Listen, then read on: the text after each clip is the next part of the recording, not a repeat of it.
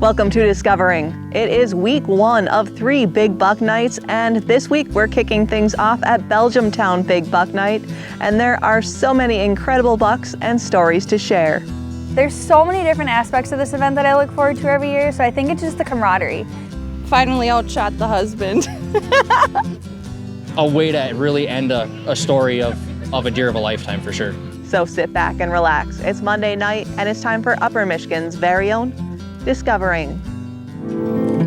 The secret streams that flow beneath the cliffs of colored stone, forests thick and healthy with birch and pine and oak, surrounded by the greatest lakes this world has ever known. The black bear's awesome presence as he roams the hills and fields, call of the timber wolf, the loon's lonesome trill, the eagle soaring high above, the trout lies deep and still. These are what I treasure,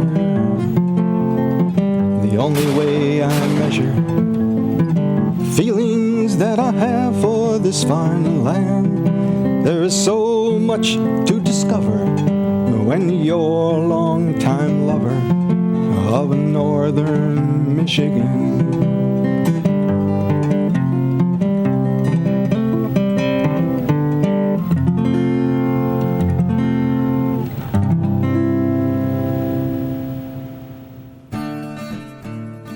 The Belgiumtown Big Buck Night is held on November 18th each year, and even though this year was a Tuesday night, that didn't stop hundreds of people from gathering to check out all the big bucks harvested around Menominee County and celebrate the hunt. Tonight is the 9th annual Belgiumtown Big Buck Night. On average, we're typically at about 1,000, but we have created a monster and we are gonna probably top that number, and we wish we had a guesstimate, but I don't think we do. It's overwhelming in all the best ways. The big bucks are the draw, but the Belgiumtown crew keeps adding to the event every year. We're doing a axe throwing tournament, so we hope that people will come check that out. They're a small business out of Powers. We also have spectator prizes. Booth back here is full of all sorts of cool things. Freedom for Patriots. We have our merch booth. We have Upper Hand Brewing here this year, so many great things. Gates opened at 4 p.m. and trucks loaded with big bucks rolled in to get weighed and scored. Sue Contoys from Marquette was one of the first through the gate. 10 point? 10 point. Tell me the story. When did you get them? Opening day at 2:14. Oh, I had a lot of big bucks in and out and stuff, but this one was after a doe, very, very fast. And so I grunted once with, just myself, and he stopped for a second, looked both ways, and I just shot him before he jumped. He didn't go very far though, so I guess I put a good shot on him. What'd you shoot him with? 30-06. 30-06. Awesome. How long have you been hunting? 40 years, and this is my third 10-pointer. So I've been very, very lucky. Mike Hubert, I'm from Menominee. I hunt up in Daggett. Okay, wonderful, yeah. Tell me your story. So it was the third morning and I was in a stand. I had sat out in the field for the first 2 days and wasn't seeing any deer, so I went into a stand that I had in the woods. And it was about 9:30, I was on my phone, imagine that, not good. And I had 4 lanes to my left that I could see the deer as they were going through, if they went through. And he was all the way to the 3rd lane. I didn't even see him because I wasn't looking. And he got to the 3rd lane and I reached for the window.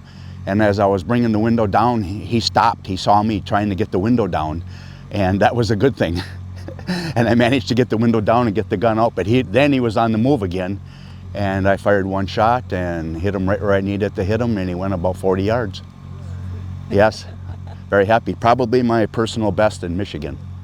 Added to the event this year was a fundraiser for local food pantry deer processing. The thing was to try and give back to the community, maybe get some more doe harvests in our county. So I came up with an idea. Our local food processor, Gary's Quality Foods, they process any deer donated to any food pantry for absolutely free.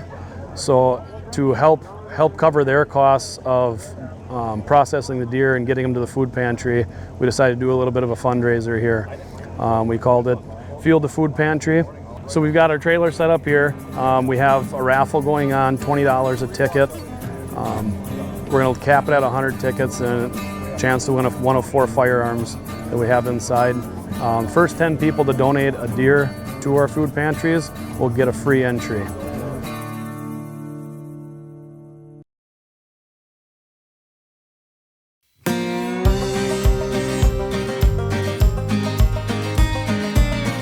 Of course, we get the top overall buck. We give a few places for that. Heavy buck, heavy doe. We got some nice awards for the ladies again this year. Trying to really key in on that category. Nice to see the gals bring the deer out, and show the guys up a little bit, right? Sarah Jakes brought in a buck last year, and this year she brought a bigger one in, which won her first place in the women's category and 5th place overall. I shot him opening morning about 6:45, 7 o'clock, 200 yards, and I have a 3-point safety on my gun, and I didn't really remember that. I was freaking out, flustered, and I went to go shoot him twice, and my safety wasn't all the way off, so the 3rd time I finally got him, but 200 yards away, a nice 9. Congrats. Thank wow. you. Yeah, that's bigger than last year's. Is Yeah. this your biggest yet? This is my biggest buck, yep. Finally outshot the husband. What'd you shoot him with? My 30-06. Just be lucky. Just be lucky.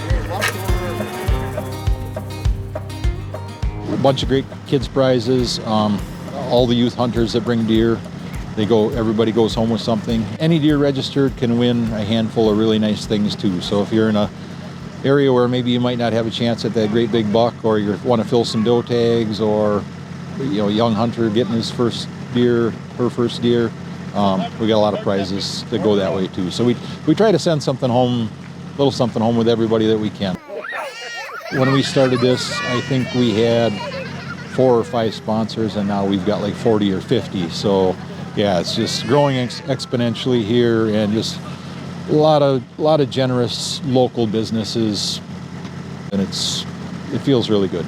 My name is Kevin Dahlberg. I'm from Wallace, and I got him on our family homestead. 2nd day of season, been chasing him around. My one boy was trying to get him with the bow. Kept outsmarting him by a little bit. I got lucky and got him. Well, this 8-pointer came in at 6:40 in the morning, just as shooting light was starting. And his nose was straight to the ground, chasing after a doe. I just saw just the tip of the antlers. It was real dark antlers. And yeah, I shot him. He was facing away from me. I had to go through the guts, and it hit the tip of the heart. There was blood everywhere. And he was about 150 yards from where I shot him. So, Awesome. What'd you shoot him with? I shot him with my .308. This nice buck was shot by Mitchell Crewman. Mitch is nonverbal, so his stepdad, Steve Strahl, told the story. Well, all right, we were sitting in the blind yesterday evening. About 3:30, Forkhorn came out on one of our shooting lanes, and actually I was sitting in the shooter seat yet, and says it watched us move a little bit in the blind, and it went to the south, and that's actually where we wanted to go, because that's where we hunt over a rye patch, and it went. And I said, Mitch, if that buck comes out, you want to shoot it? And he's like, yeah. I said, well, then we better switch seats. So he got in the shooter's seat. We got his gun all ready, and sure enough, a doe comes out, and out comes that Forkhorn. The doe turns around, goes back in. Forkhorn went right back in too. So, all right, I said, don't worry, Mitch, we're going to get our opportunity yet. 5-10 minutes later, out comes the buck. It's the 8-pointer, right, buddy? Then the Forkhorn followed him out and said, Mitch, which one you want to shoot? The fork or the 8? And, well, he said, I want to shoot the 8.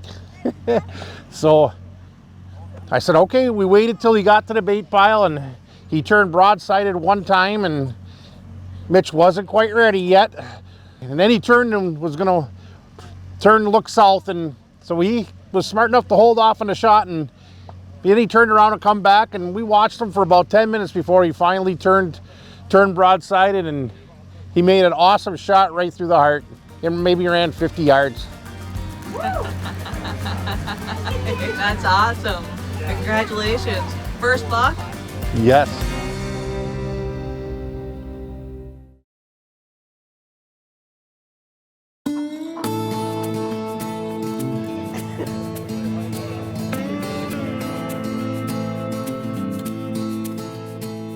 Lots of nice deer, half a dozen exceptional deer, a lot of happy hunters telling stories. Sounds like it's been kind of slow, but apparently there's just enough people that are in the right place at the right time, that's UP, that's Menominee County rut hunting for you. It's being in that right place at the right time, and these guys and gals they've got some nice bucks here to show off tonight. It's a lot of fun for us. Donut Fawn came out about 3 o'clock.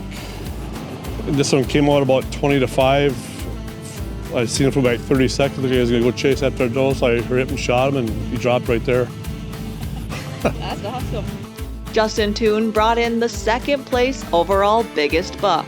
Last year I had him on camera, and he was just this side was last year, and he just had a spike on the one side, and I knew it was him because I got that same bulb on there from last year. So I was hunting with my daughter Lux, and he came in at night, and if it was up to her, it'd be dead, but we decided to pass on it, which was a good decision. So what happened this year then? Yeah, I had him on camera on November 4th and November 10th, and then I seen him opening morning as I was driving to my post. I seen him on the road. And then I stopped and I got a good 5-second look at him in the headlights at 20 yards. And I don't know if he went back across after I drove past, but he come back a couple days later. Talon Becker from Wallace won 4th place in the youth division with his 9-point. Probably got to the blind at 210-ish, and I think I shot him at 250. I was watching the Packer game, and I look up, and he was on my pile. I don't know what else. How far did he go? 20 yards. 20 yards? Nice, good shot. What did you shoot him with? 6.5 Creedmoor. Is this your first buck, biggest buck? Biggest. Biggest? My name is Dan Neese, and I'm from Kearney. I had seen it on camera a couple times before, and I don't know if they saw anything else, but I did see a couple bigger ones. And this one just happened to come walking by looking for does at about 3:45, something like that. And at 3:57, he gave me a shot, and I decided I better take it at about 30 yards. And right through the chest, the lungs, and he didn't run too far. He ran about 35, 40 yards, and he was dead. I was excited. It was great to see so many ladies bringing in some really nice bucks. So opening day, I missed a big one, was all upset with myself. Got back out there today, I let 3 other ones go, was a little disappointed I let the one go, and then this guy came out. There's a bigger one out there that's usually his buddy. I thought about waiting, but I couldn't anymore, and I got him. About 4 o'clock today. 4 o'clock today. So I think it's my biggest set of horns, not the biggest body, but pretty happy with it. You got him just in time to bring him tonight. Yes. He made the plans tonight, put it that way. 19-year-old Ty Peterson from Wallace brought in a unique buck with a fitting name. His name's Crab Claw. That's what his name was. I didn't even know he was there till after I shot him. So. What was his name? Crab Claw was his name. I was hunting out a new blind this year, new gun. I was hunting with a 308 this year. I was sitting in kind of a swampy area, and I was up in a blind that's actually moving in the trees. It's a box-built blind, like 30-mile-an-hour wind gusts. I just tried to keep a steady shot as she's just sitting there staring at me dead in the face, and I ended up getting her done with the new gun and with the wind and everything. I guess I kind of got on my side with that one. Definitely the biggest one I ever shot, so width-wise and mass-wise, it's a nice deer. Beautiful.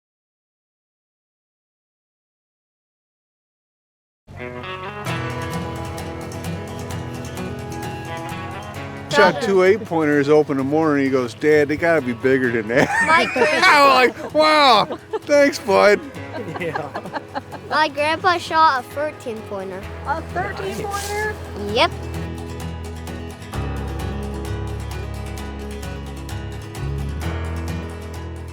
He is an 11-pointer, and he is 16 and a quarter inch spread. Went out for the morning, and it was maybe 5 minutes into my sit. I had one buck come in.